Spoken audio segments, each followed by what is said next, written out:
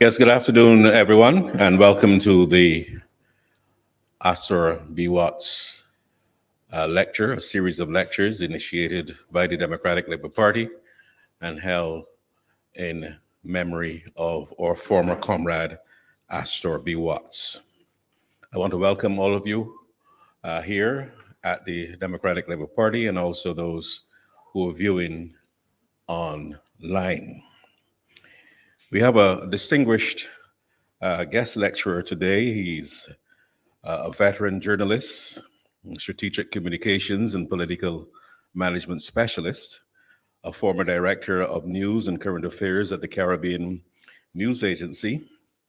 He's editor of the Barbados Advocate and director of news and current affairs at the Caribbean Broadcasting Corporation. He's worked on campaigns in the region and provided strategic and policy advice to leaders of political parties, including the Democratic Labour Party, and governments in St. Lucia and also in the Cayman Islands. He was identified by the late Prime Minister David John Hubbard Thompson in his 2008 annual conference address as one of the architects of the 2008 general election victory of the Democratic Labour Party.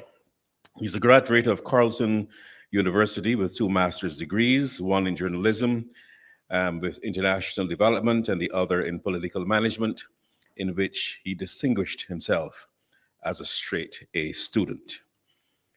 The only university certified political strategist in the Caribbean on the basis of holding the MPM.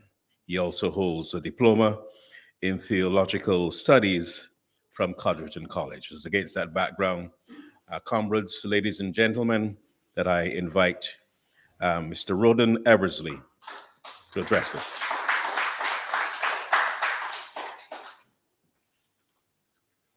Thank you, Steve. Ladies and gentlemen, friends, members of the Democratic Labour Party, this is the first time in over 10 years that I'm setting foot on these hallowed grounds. It is within this George Street War Room that the painstaking planning and skillful execution of many epic political battles was accomplished. Indeed, here used to be my stomping ground, especially in the years leading up to and immediately after the victorious general election campaign of 2008.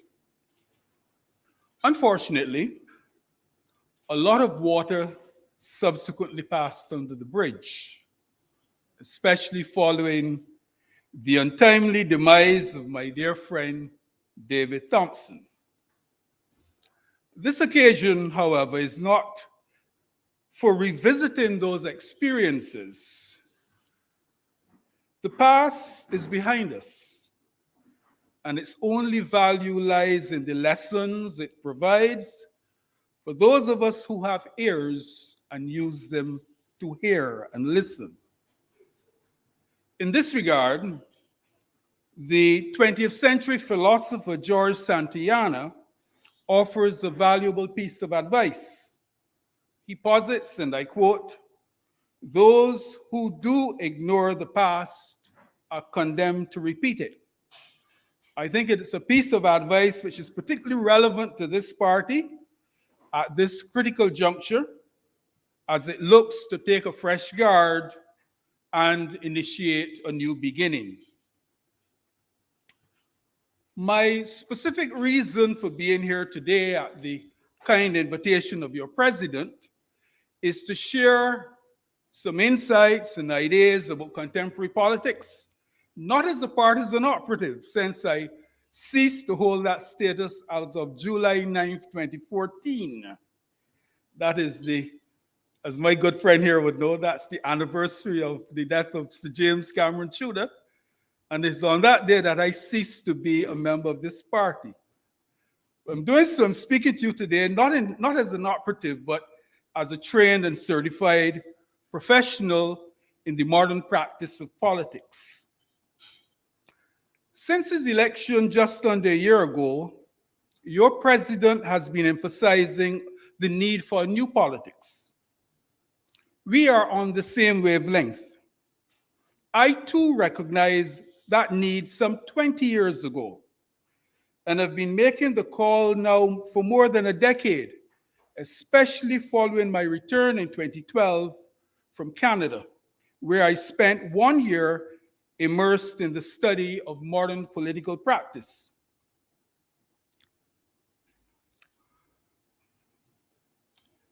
If you check the Eversley Files, my former Barbados Today column of September 10th, 2014, you'll notice the caption, "A New Politics." Actually, I've been quietly wrestling with the idea since 2003. And the trigger was a sad political event in St. Lucia, where I was working at the time. I'm sure some of you here remember the name George Odlum. Do you? Right. In terms of capacity to hold an audience and quality of oratory, he came very close to our Sir James. And he was Oxford educated too, and also served as Deputy Prime Minister, Foreign Minister, and UN Ambassador, just as Cami did. George Odlum, whose politics was on the left, was a polarizing figure, and he's mostly remembered as the chief antagonist in a bitter political struggle that brought down the 1979 Labour government 2 years into its term. Odlum died in 2003 after a lengthy battle with cancer. Lying on his sick bed, he used the time to reflect, among other things, on his life in politics. And this was his conclusion, as told by his daughter Solita in her eulogy at the state funeral. He said, and I quote, "I made a mistake. I thought politics was all, but it isn't about politics. It's about redeeming your country from the inside out. It's about creating communities where people love one another, where political differences don't divide us in a way that we cannot say that you're my brother and I am responsible for you." The gravity of those words. At the time, I was contemplating entry into electoral politics. I'd been nominated to run in Christchurch East, but then some issues emerged. And I want to say that those words at the state funeral immediately stirred my conscience and caused me to step back and reflect. For they spoke about politics at a higher level, a spiritual level. And since then, my whole perspective on politics has undergone a fundamental shift. Hence, I no longer see politics for what it is, with all the associated negativity, but what it could be in the most positive and uplifting sense. A recognition that politics is not so much about winning a seat or getting elected to form the government or holding power, but more about rendering service in which giving attention to the needs of people is the foremost priority. I see a strong and direct Christian influence on the traditional ethos of our politics. I think it is no coincidence that the arms of state, the primary vehicle for the delivery of service to citizens, are called ministries. How many of you have ever made this association? What you'll hear from me today, ladies and gentlemen, you are unlikely to hear from any political scientists. They were exposed through their training to the history and the various theories and philosophies of politics, as espoused down through time by the likes of Aristotle, Marx, Hobbes, Machiavelli, Rousseau, etc. They see politics through those lenses. In contrast, I speak from a political management perspective. Now, you may ask, what is political management? I recognize it as a term with which most people in the Caribbean are unfamiliar. The subject is not offered at UWI or any other institution in this region. Therefore, I'll briefly summarize for you what it is. And the first thing I want to say, political management is not political science. There are some people who say I'm a political scientist, and I take strong objection to that. Actually, political management emerged in response to certain deficiencies in political science relative to critical practical aspects of politics. In contrast with political management, which is inherently academic, political management is more practical in approach, with a focus on problem solving.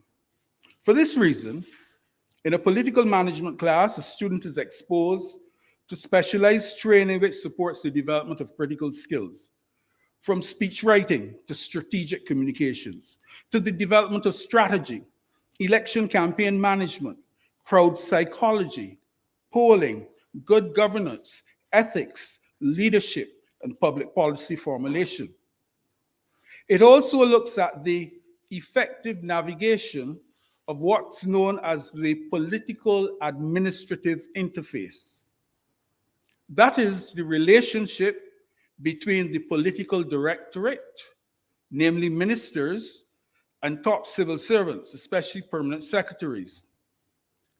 Without effective navigation of the political administrative interface, implementation of a ruling party's policy agenda can sometimes encounter obstacles. And those of you who have watched the British TV comedy series, Yes Minister or Yes Prime Minister, know exactly what I mean.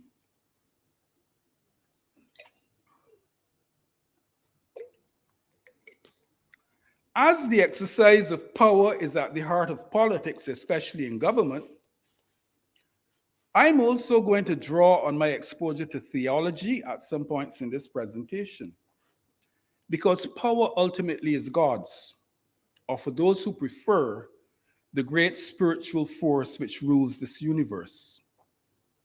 At the height of power, some politicians lose sight of this fundamental truth.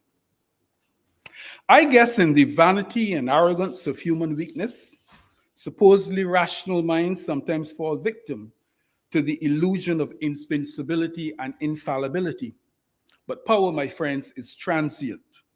It's ours for a limited time, and like everything else under the sun, to quote the book of Job, the Lord giveth and the Lord taketh away. Mr. Barrow made that statement very popular back in the 70s. When the average Barbadian thinks about politics today, what are some of the things they say?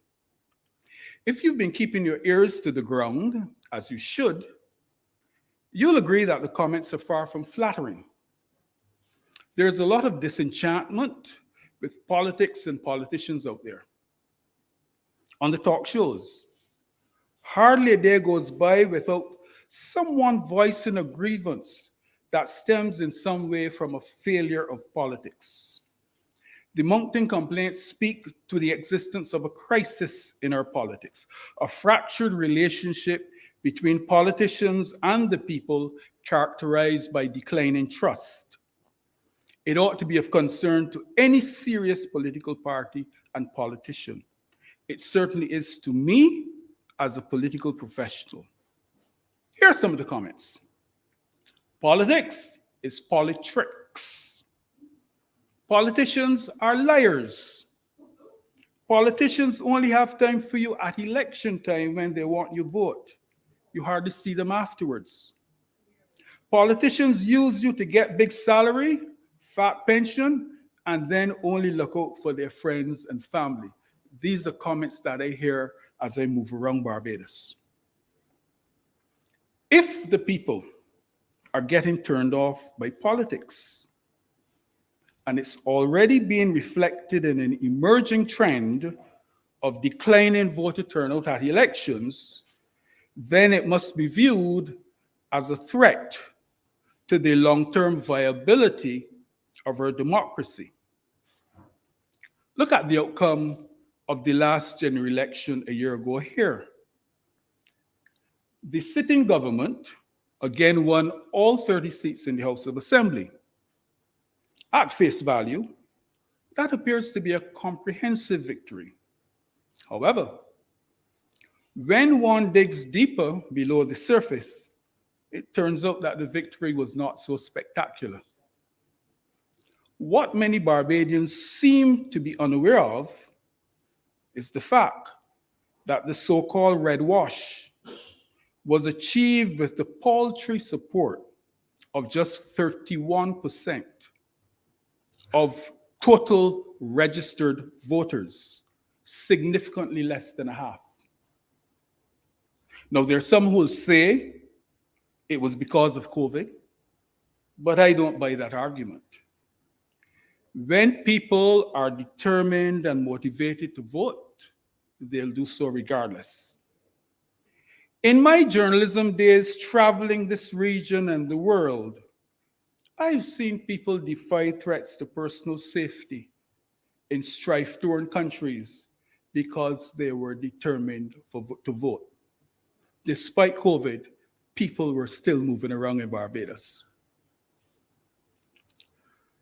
When I was growing up as a boy in St. Philip, politics was not seen in such a negative light. Compared with today, no one stoops when a politician passed by. I fondly remember Reynolds St. Clair Weeks. How many of you remember him? The late long-serving MP for St. Philip's South. He belonged to this party. Wherever he turned up, people were always glad to see him. Indeed, his presence was so strong in the community that even the sound of his car, at one time it was a white Hillman Minx with the registration number P652. It was easily identifiable as it went by. It was an automatic, and it had a particular sound. And I remember I was in primary school at the time, and when it passed, the boys would say, "Look, Mr. Weeks passing by, Mr. Weeks passing by." There was that excitement about Reynolds Weeks. Reynolds Weeks understood what many modern-day politicians apparently do not, namely that politics is about serving people. And to be a good representative, you had to cultivate and maintain an effective relationship with them. That is why he was unbeatable in St. Philip's South and held the seat until he retired. The same applied to Sir James Jude in St. Lucie. He knew his constituents so well that when he visited families, he even knew the birth dates of members. It always amazed me, years after he had ceased to be their parliamentary representative, how Sir James was still warmly greeted by St. Lucie folk. Many of them used to still visit his home at Black Rock. As the late poet Maya Angelou put it, in summarizing an aspect of human behavior, people may forget what you say. They may forget what you do, but they never forget how you made them feel. Positive feelings translate into positive memories, and you earn their love and their respect for life. I submit that that is why Errol Barrow is still so much revered by Barbadians, even though this coming June 1st marks 36 years since his passing. So what are the key elements of this new politics of which I speak?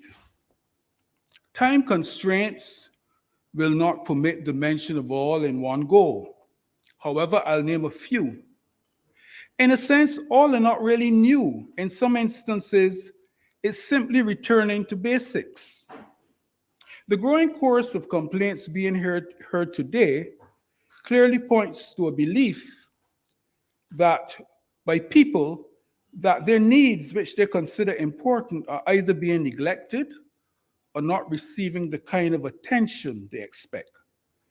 the practice of a politics which is service-oriented, people-focused, and solutions-driven is the answer. It is about putting people first in every major consideration. That should be at the core of a new politics. I wish to submit that one of the reasons why the interests of the ordinary man and woman are often sidelined is because some governments today are too busy catering to special interests.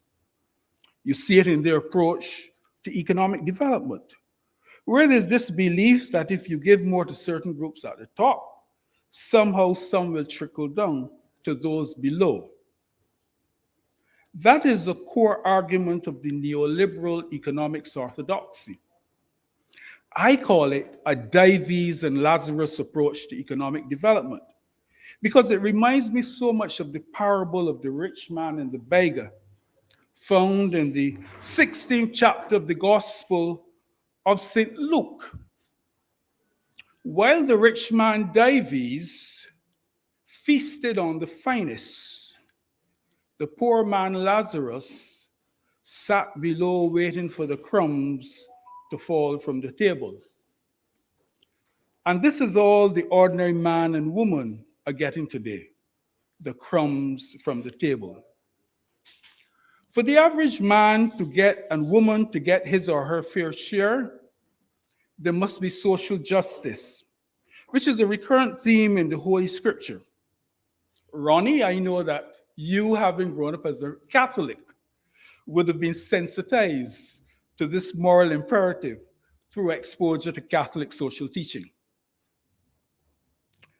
So, contrary to the argument being pushed by some, there must be state intervention, prudent state intervention, I must emphasize, to ensure fair distribution, because such will remain elusive if left solely to what Adam Smith called the invisible hand of the market. How do these special interests derive their influence? Mainly through the contribution of personal and corporate resources to finance lavish election campaigns, which are commonplace today. But as the well-known saying reminds us, he who pays the piper calls the tune. And that is why I am strongly in favor of election campaigns being underwritten by the state through financial contributions to political parties. Of course, these contributions would have to be based on agreed criteria.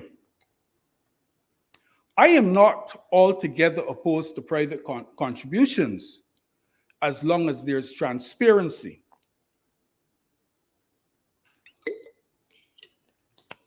There should be a cap on the amount of individual contributions, and parties should be required by law to submit the names of contributors and the amounts for recording in a register accessible to the public. It would ensure there's a level playing field for all. Democracy is government of the people, for the people, and by the people, not government of special interests. The people must demand effective safeguards to support the integrity of our democracy. And speaking of election campaigns, the time, I think, has come for us to ask a critical question. Are they, as currently conducted, really serving any worthwhile purpose? An election is about choosing representatives to constitute a government to manage a country's affairs. That, to me, is serious business. But I think it has been trivialized by the style of campaign in which has become commonplace since the 1990s. Campaigns were meant to be occasions for serious discussion and evaluation of the various policy platforms put forward by participating parties. However, in recent years, the purpose has been subverted by a heavy emphasis on entertainment and handouts. And voters must ask themselves, After listening and walking up to the music of a reggae or soca artist, or listening to one candidate smear the reputation of another, are they any better off in terms of understanding the real issues and how they should vote? The real tragedy is that so many people vote without a clear understanding as to where the country stands and where the party vying for government intend to carry it. In this regard, we also need to get back to basics, and the new politics must address this. To be honest, the current approach to campaigning is more contributing to unnecessary polarization of our societies, when greater unity, despite our differences, is what is required.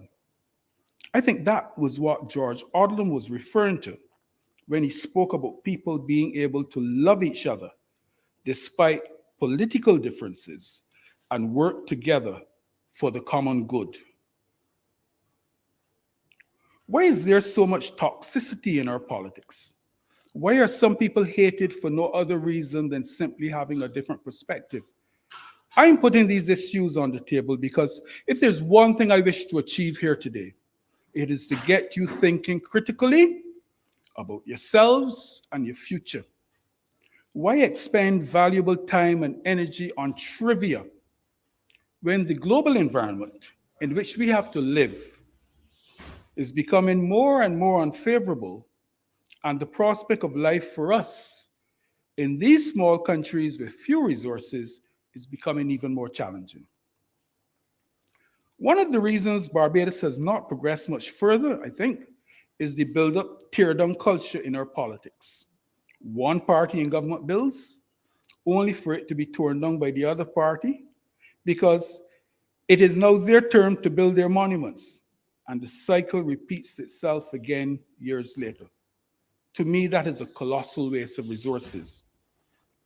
After 56 years as a sovereign independent nation, we need to put an end to this kind of political puerility by striving wherever possible in a demonstration of maturity to achieve broad-based, especially bipartisan consensus on certain fundamentals in the national interests. We also need a politics which is more inclusive than exclusive. Inclusion promised on the platform, but it changes to exclusion once a party gets into government. Some of the best talents which should be tapped in the national interests are often excluded from making a contribution simply because they're not wearing the right colors. One of the things which struck me about the maturity of Canadian politics was a government decision back in the late 80s when I was doing my first master's in Ottawa. The government of the day, which was conservative or right-wing, reached across the partisan divide to choose a member of the left-wing NDP for a high-profile assignment. This was ambassador to the United Nations. Unlike what transpired here some years ago under the so-called politics of inclusion, the person did not have to become a conservative to get the job. He remained an NDP. I was blown over. So much so that I turned to one of my professors who specialized in covering politics for an explanation. His answer: he is just the right man for the job at this time. So the PM is putting him to work in the national interests. Wow, I said. You know, that is most likely where I'm from. It is this sort of thing which is turning off our young people from politics.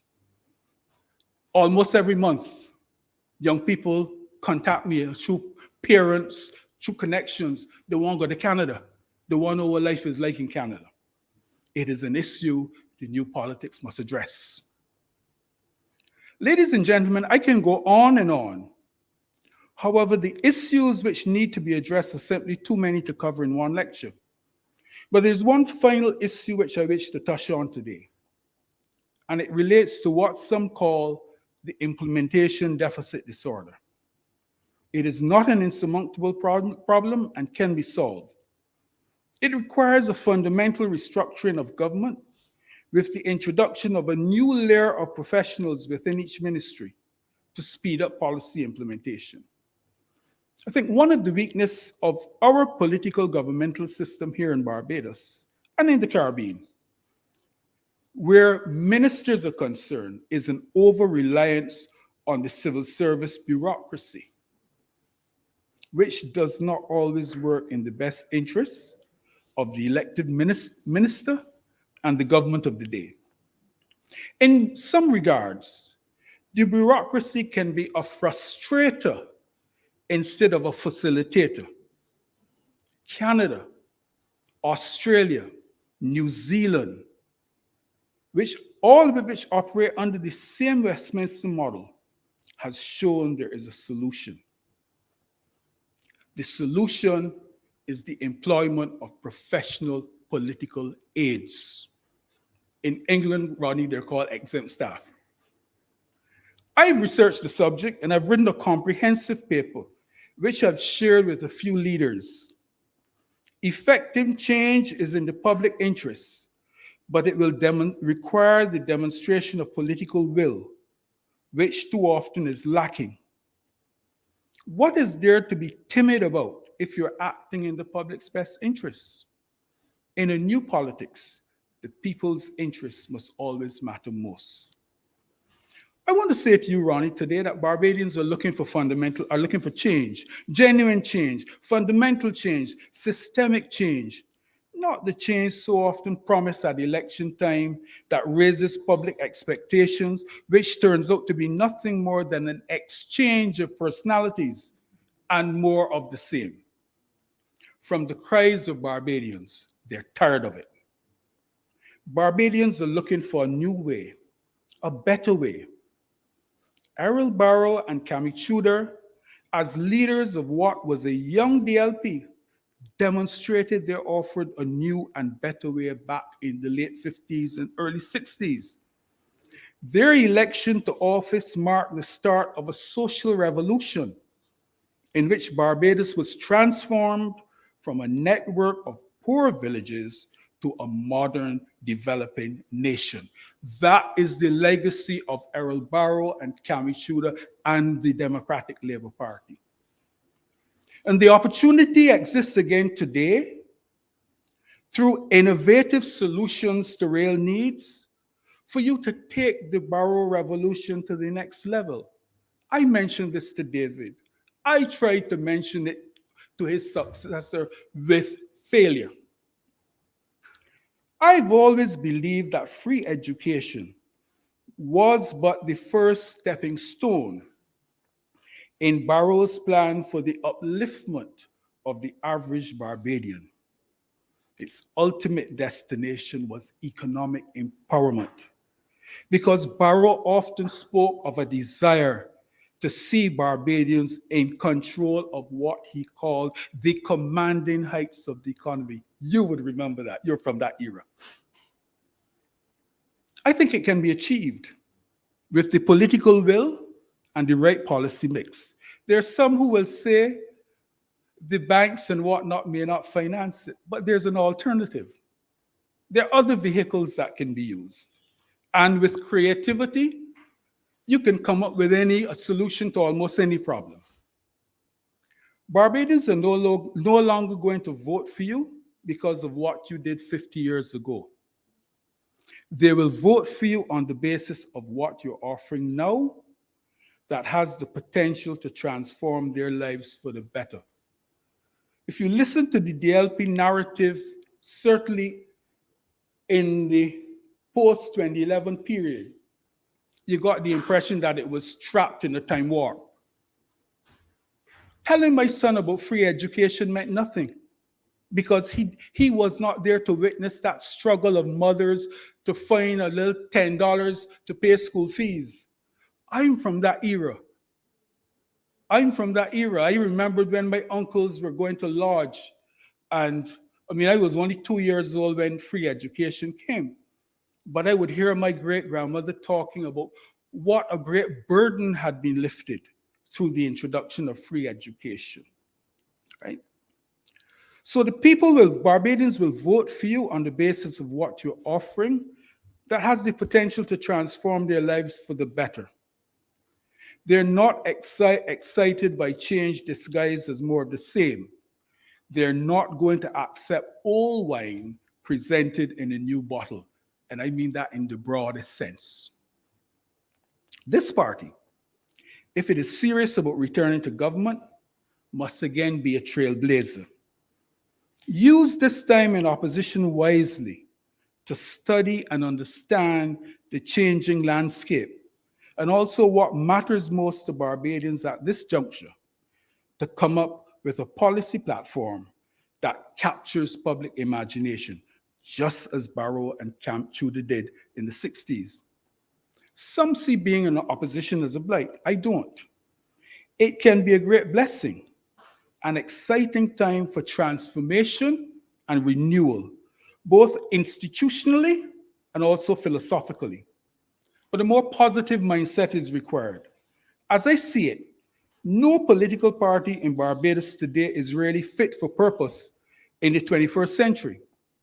Both are creatures of the 20th century, formed to address problems of the 20th century, but to a large extent, they continue to relate to the world through 20th century eyes. This party must be modernized so that it can move into the 21st century. So use this opportunity in opposition to reinvent and reposition yourselves. And I would recommend a major institutional strengthening and capacity building intervention to introduce the necessary structures and expertise to be truly effective in this brave new world of the 21st century. And the focus could be on 4 areas. If you're looking to be successful today, you have to get right what they call the 4 chuns: organization, communication, education, and mobilization. Those are the 4 pillars of modern political success. Let me get back here.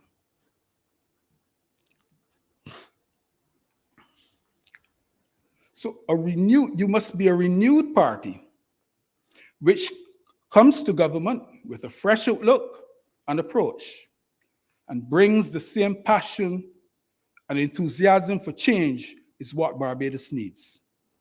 Change is a must, because practicing the discredited old politics, which has turned off Barbadians, will not bring about political redemption for you. It's either fundamental change through the embrace of a new politics, which the people are calling for, or you will pay the ultimate price of political sin. And I don't have to tell you what it is, because it has happened to other parties elsewhere. Parties that were once dominant. I can refer to the Grenada United Labour Party of Eric Geary, which is no more today.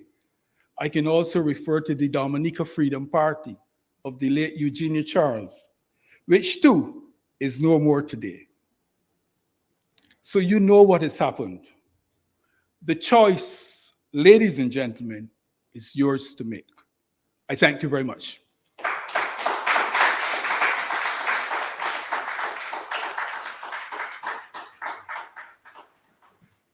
Any questions? I would be more than happy to answer them, to engage you in a discussion. So the one I have when you mentioned the political aids or the professionals, and I look at this administration and I'm seeing all the consultants. I'm wondering if that survey of putting consultants in there as political aids to help push your agenda.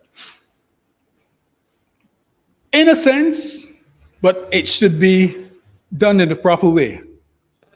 In all the countries that I know, like in Canada, it's handled through the Treasury Board. And people are not hired because they carry a party card. Okay? You're hired strictly on the basis of ability. When I was about to graduate in 2012, in North America, institutions come to universities to recruit people. And seeing that it was known at the time that I was graduating with straight A's, I was approached about working for a political party in Canada, the Liberal Party. Trudeau was then getting ready, and there were some guys in my class who said to me, "REUDON, it would be good for you to come and work with us because you would be very effective in mobilizing the diaspora." But I had given my word to come back to Barbados because I believed that my expertise was more needed to help develop Barbados than to develop Canada. And that was the same position that I took in 1990 when I did my first master's in journalism. I was offered a nice job in Ottawa, but I opted to come back to Barbados because I've always been committed to developing this region. I feel this region could do more with my expertise, even though it's not going to pay me as much as I would get abroad. But then again, life for me has never been about making money. It has been about making a difference for people.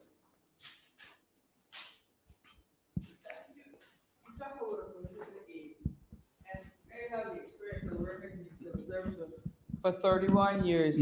And I know very well that politicians come and go every 5 or 10 or 14 years, but I last 31, and there are others that last 34 and 37 and 45.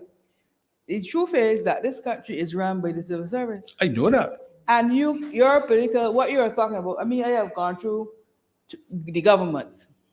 And the position that I was, when the BLP changed to the DLP, I wrote a brief and hand it to them.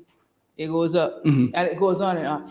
I am saying that what we need in our political parties are people who understand what are the real needs of our people economically, socially, and politically. You talk about what the people want. What do the people in Barbados want? Can they really say what they want? We are governed by two political parties. And to me, it's a competition. The BLP promised him he can give him that next week's over his head. The DLP promised him the same thing. But if he thinks that the DLP is more, capable of giving, he will vote for the DLP. And if the DLP can't give him that reef, they get vexed and angry. We need to educate our populations. That is why I emphasize education. Our populations to understand what it is that we need as a country to go forward and to develop. That is why you have children coming to school.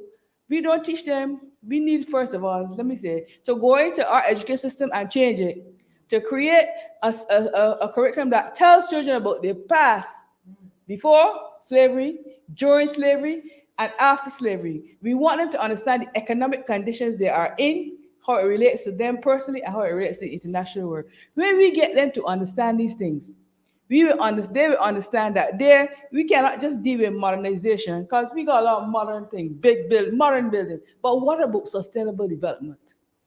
The war in Ukraine just taught us. Marcus Garvey had a Black Star Line. What does CARICOM have? Trudeau coming down to talk about Haiti. And our politicians who are supposed to understand the nature of what we are going through, up there with Harry talking about Haiti and gangs and don't understand anything. And our leaders are supposed to understand, do not understand that we have to distance ourselves from that area of people who want to invade our people. The first independent country in the world, Black world. We have to teach ourselves, our people and our children, they have to understand what it is that we are facing today. We are slaves. We buy the air fryer, although we got a stove and oven. We buy in all kinds of Android phones. We are economic slaves. What is that? So our politicians have to understand themselves what it is we are facing. And we have to create a new cadre of young people who understand what the problems are and ask them to help us create a new economic system that's saving us from the Chinese building the stadium, saving us from Sam Lord Castle being built. This is the authority that this is new politics that we have to ask for. And we have to equip each of our politicians not to be afraid that when they do, they're going to bomb the whole Caribbean. We can't let them They can tell you know that same sex, no, they tell you know that marriage in European, they tell you know that it ain't legal. But they're gonna push it down our throats. And as politicians, we can buckle our knees because you know what? Our people are not behind us because they do not understand what it is we have to do.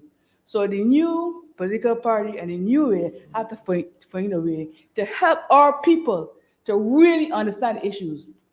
If that, they come with the lectures here, in the space, find ways to put it on you know the mobile cinema? Remember the mobile cinema? You can put it in mobile cinema. You can go into the communities.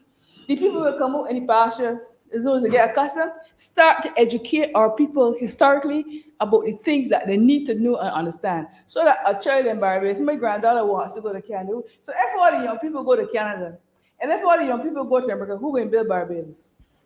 All right, thank you.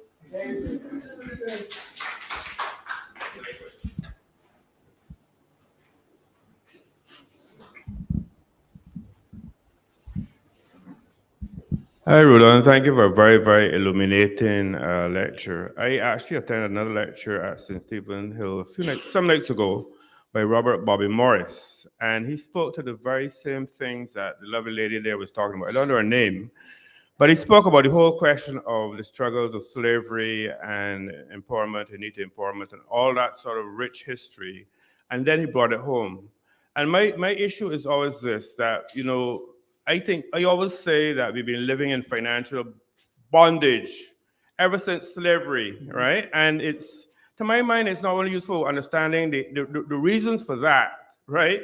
But understanding and getting education and awareness of where next to go. And my problem, REUDON, is that many of the politicians and the political leaders and even the very corporate leaders do not have a clue to understanding that we have to include modern technology in the way forward.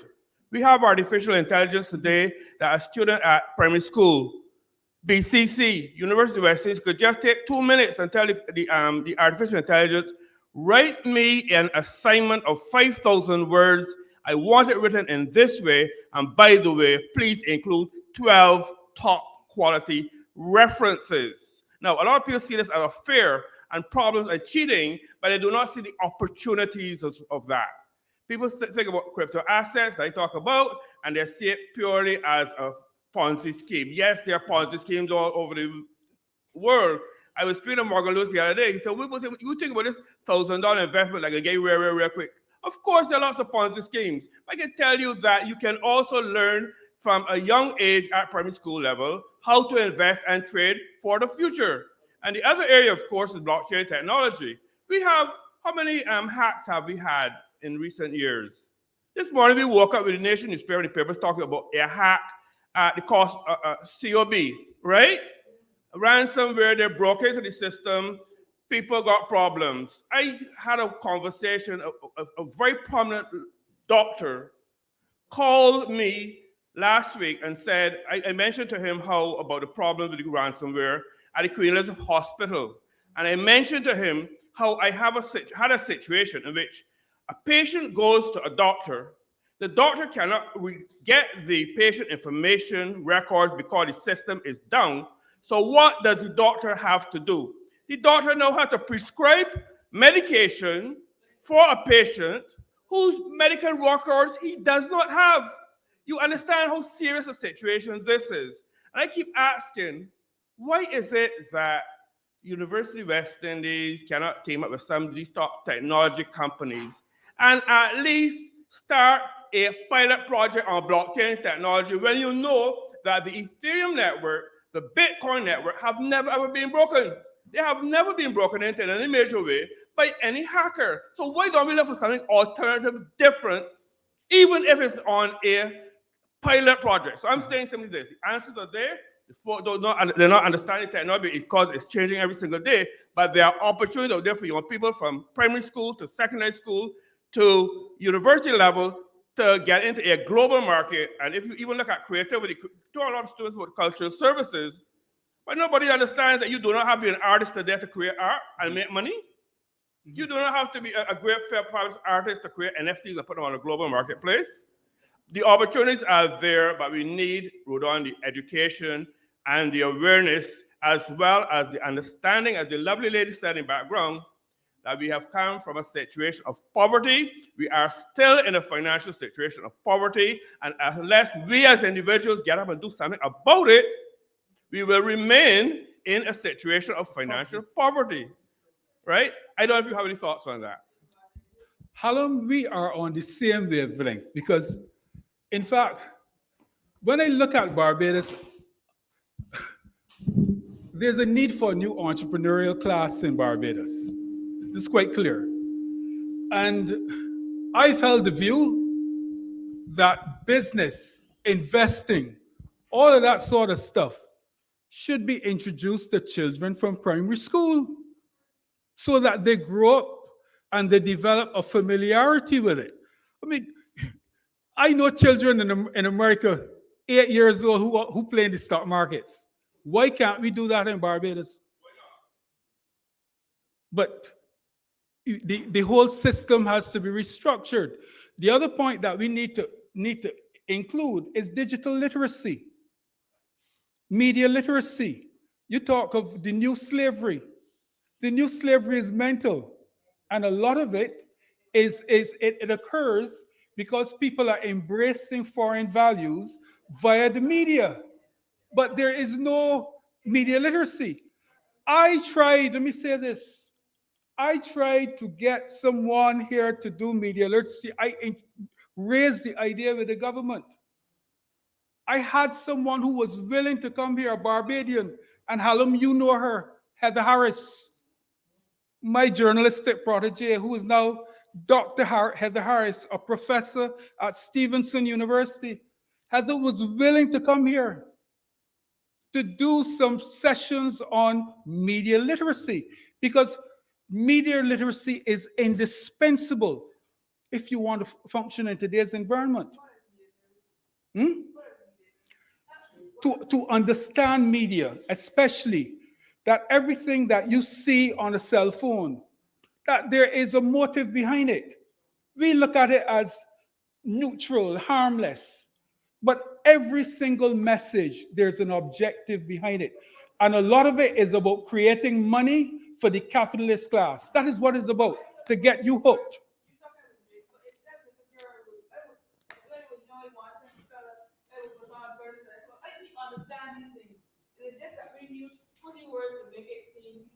People understand these things, you know. Media literacy, for instance, was the PM class campaign from 2008 because she won the election in 2018. And that when you read it, I mean, even now, she has people so completely astounded. because people in this country have not been taught to think critically. We cling to a rote method of education. Everything that comes, we are so clever that there was a four-way startup. Everybody started with our different university investigations. Which of our university doctors have checked what four ways? How many of our university doctors have tested with medication that is the gave us as injection? What has it? What is it? We just are the pharmacies there. Boom, dead.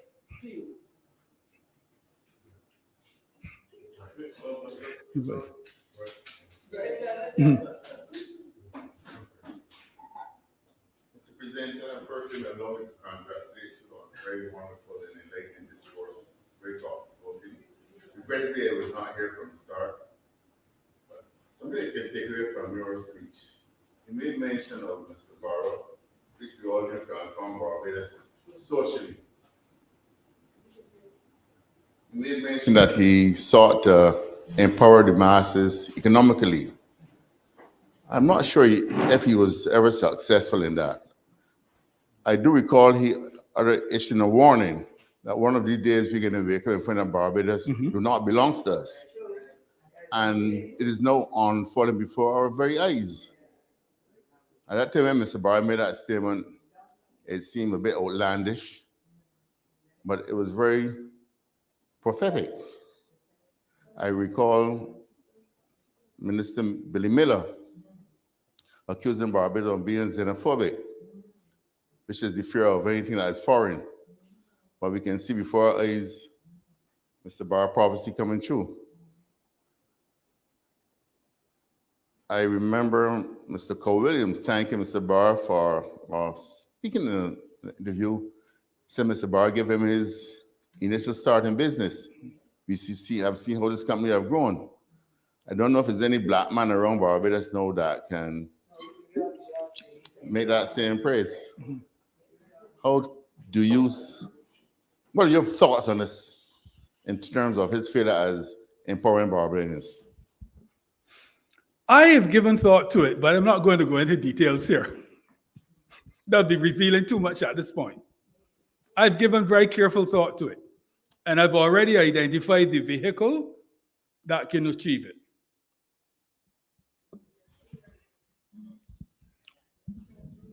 Good afternoon.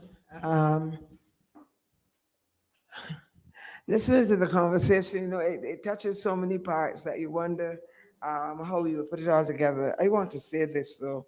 I think you mentioned it. Wealth does not trickle down.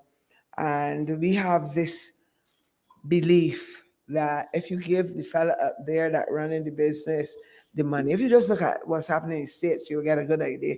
If you don't see it in Barbados, you give the fella at the top with the belief that he's going to set up something and it going to fall down to you. It never happens. But whenever you are to give the masses anything, then they at the top start complaining, inflation, this, that, and the other, and we at the bottom start believing it. So that's a mindset that has to be rearranged, and it could perhaps be rearranged through education. I also want to say, having lived abroad, I haven't seen what the educational system was like when I was abroad, and knowing that my children were not going to be part of that particular educational system, even though the system existed, a group of us decided that we were going to change that. And that is when the Saturday schools in Britain started. And then the powers that be, having recognized, because don't forget, all of our children, whether they had sense or not, were educationally subnormal. And so these educationally subnormal children were taught by nincompoops like educationally subnormal children's mothers and fathers. And these educationally subnormal children became intelligent gurus. I say all of that to say that when you have an idea, you are the person that know this idea, and you are the person that know how this idea will work better than the person you have told it to. So I am saying for the future, when we have ideas that we know are workable, get a team together and see how you get it to work, so you can see the flaws and so on, so that when you carry it to government, it is already a fait accompli. And therefore, government can then take that and move with it. But you cannot, I do not believe that you can expect a government that has to manage all the other things and worry about the criticisms. And first of all, remember that we come out of a slavery mentality where if you're too black, you ain't right. That's the first thing. We don't really care how much sense you got. Once you're too black, then definitely something wrong with you, right? That is our base. Therefore, you have to work the thing and carry the project then to the person. My submission. Thank you. I just want to carry that thinking a little further in terms of addressing your new politics concept. What in your thinking, how would you want to elaborate on 3 pillars of new politics governance for this country? My suggestion would that it should rest with housing, 21st century housing, 21st century transportation, and 21st century management of the environment. What would you like to comment in that context? I wasn't really focusing on those heads as yet. Well, you see, I'm looking at the structure. There has to be the organization first. Absolutely. And the underpinning philosophy. That point is taken. I mean, this party does you not must need... have something to organize around. This party In terms is of basically was established on social democracy. Yes. I think it is still relevant. I think the Barrow vision is still relevant today. It just has to be modernized and taken to the next level. You read all of Errol Barrow's speeches, and you can see in there an underlying political philosophy, right? I spoke of the modernization of this party. When I talked of you having the institution and the capacity, first of all, most political parties in the Caribbean are not political parties in the truest sense of the term. They are, if you want to describe, they're more election fighting machines because they remain dormant for like 4 years, and it is only when an election is in the air that they come alive. A real political party is alive every day of the year, right? And there are cradles of ideas, right? You go into a party, let's say the Conservative Party is in opposition in Canada right now. They are looking at the society 10, 20 years down the road. This is what this party should be doing, engaging in very intense brainstorming. Because you got to understand, human progress has always been the result of new ideas that are embraced. But that is exactly what I'm asking you to do. Right. I'm not going to go into any specifics here, right? In the fullness of time, you'll see some flesh on the skeleton. Hi, REUDON. One of our online viewers asking you this question. Could you explain this new layer of governance that you spoke of, the employment of political operatives in ministries, and explain the relationship between them and the career public servants? Well, let me say this. And I'm looking at North America, Canada. When a minister comes in Canada, he brings his permanent secretary. The civil service doesn't provide it. He chooses someone from within the public service, someone who doesn't necessarily belong to the party, but they're on the same wavelength from a policy standpoint. Because if you encounter a public servant, a permanent PS, who may be are not on the same wavelength as you are, you're going to face some challenges, right? So you have him. Then sometimes you hear people say that there's a policy. It takes 2 years to develop at the civil service level. Within each ministry, there's some key people you should have. You should have a director of research, because if you are to understand the society, you have to be constantly researching it. And then you use those findings to develop policy. You have a director of research, a director of policy. You have a director of communication, because someone then has to sell it. And you have a whole team. They're paid for by the state. And they're not always political. They're political in a neutral sense, right? They're there to help you implement your agenda. Because at the end of the day, a political party is elected to implement its agenda. The civil service is often a self-serving bureaucracy. They know, especially if you look troublesome, that, hey, I can buy time here, because in a few years you may be gone, and I will continue, right? And that is why I said sometimes it can be more of a frustrator than a facilitator. And you got to get around that. And the way that Canada and whatnot, they've been able to get around it is by having political aids.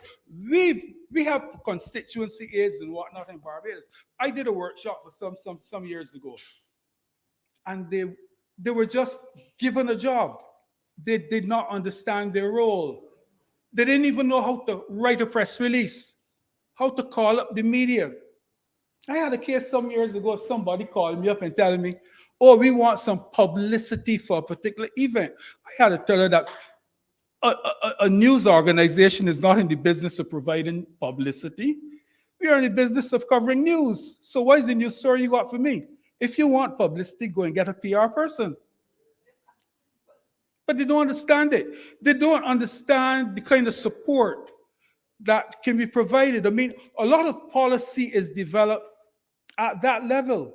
It is then shared with the civil service through the deputy minister for feedback. And then the two sets of opinions come together. You pick from the civil service what is best, and then from within the office, a cabinet paper is produced. I mean, I was trained to write cabinet papers as part of my program, right? So that you don't rely on a public civil servant. You write a cabinet paper, and then from the minister, it goes to the cabinet. So you get very, very speedy implementation. And then you set up an implementation unit which will monitor the progress so that the minister says, I want this policy implemented by the end of the year. That is the timeline. The unit was established today. They know they're working on that file. So you can be given regular updates on what is happening rather than being told when you're looking for it, oh, we ain't get there yet.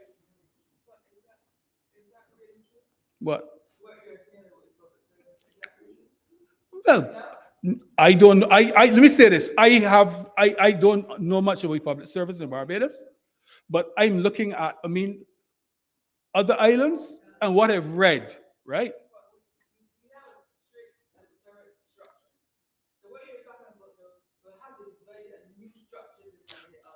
That's why I said there has to be fundamental restructuring in the government. Yeah.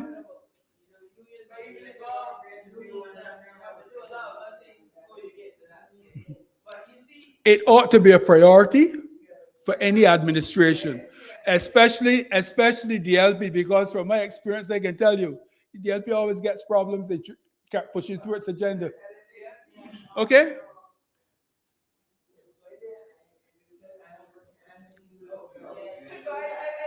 And in small societies, I will say this, the civil service is not as neutral as they would like you to believe, right?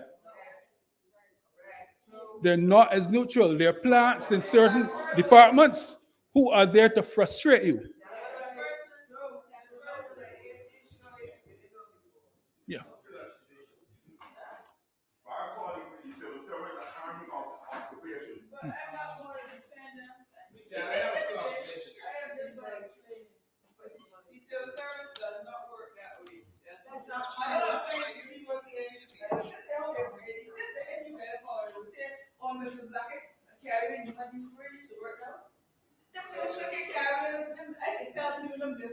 That is true.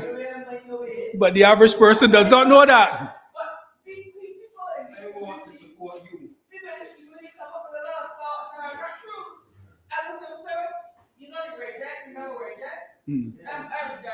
I wasn't involved in there. The people that come to were dead. But the rules that the things that that's what water. They got the Barbados and they want celebrated. So started do the research. We have to do the research. I used to tell the minister, sir, these people are not serious, they're gonna cause problems. But because they're minister people are level interest impress Barbados when you will. He listening to you. In the end, reject me to you. You know what? So he listening. The civil service providing advice. And let me tell you, a lot of times, every ministers will listen to what they hit the problems that they're getting. I want to support you. The advice, A lot of people. The advice, the civil service advice, must be balanced with political advice, and that is what the political aides will provide. I want to support you. There got a lot of people out here have no idea how the civil service works. I work in civil service for 43 years. I work in customs for 43 years. When there's a budget, and this goes back to Erebara, when there's a budget, the budget is announced in Parliament, all the measures. We in customs, the first thing they ask us to provide advice, suggestions on taxation measures to collect more taxes. And then the budget comes out, and there are things that can't be implemented. It's not, the Ministry of Finance is responsible for that. And we will call them and we will tell them, how are we going to implement this thing? They don't know. Because at the lower level, we have to implement it, but it can't be implemented. So we had to go back to them and work with them and tell them this is how you got to do it.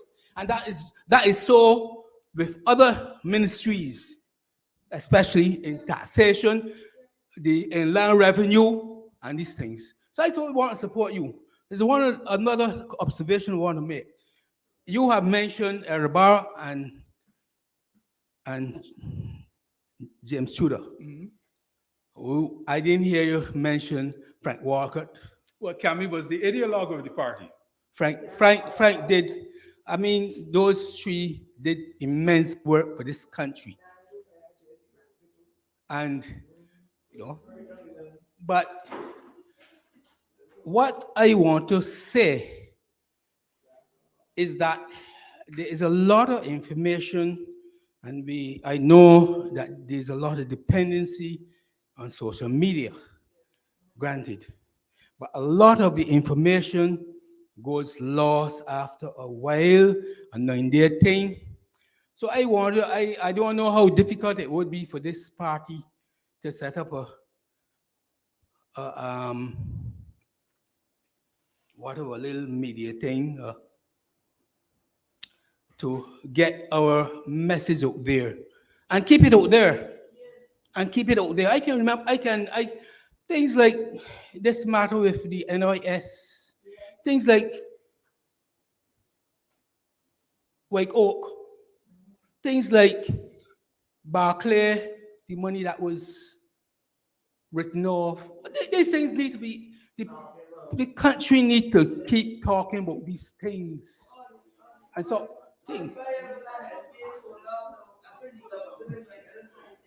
now, I hear my friend there talking about cryptocurrency. We have to be careful about that. The information out there that it is wide open to scamming. The information, international information is wide open to scamming. There's a man there that 30 years old. He $16 billion. This is always talk about.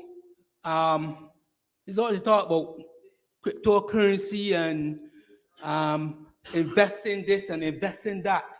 But in the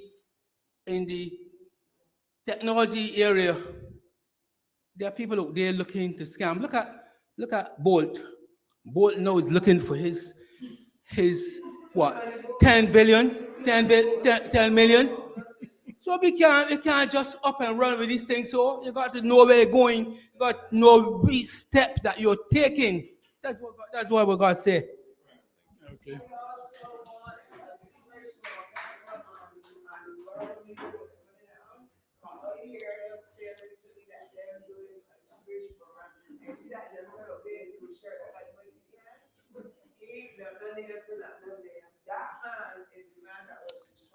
All right. Thank you. Thanks so much. Let's wrap it. All right, I think that's it. I want to thank you. I have to run now. It's after 2. So, Thanks so much. but Thank you so pleasure much. to be here. Thank you.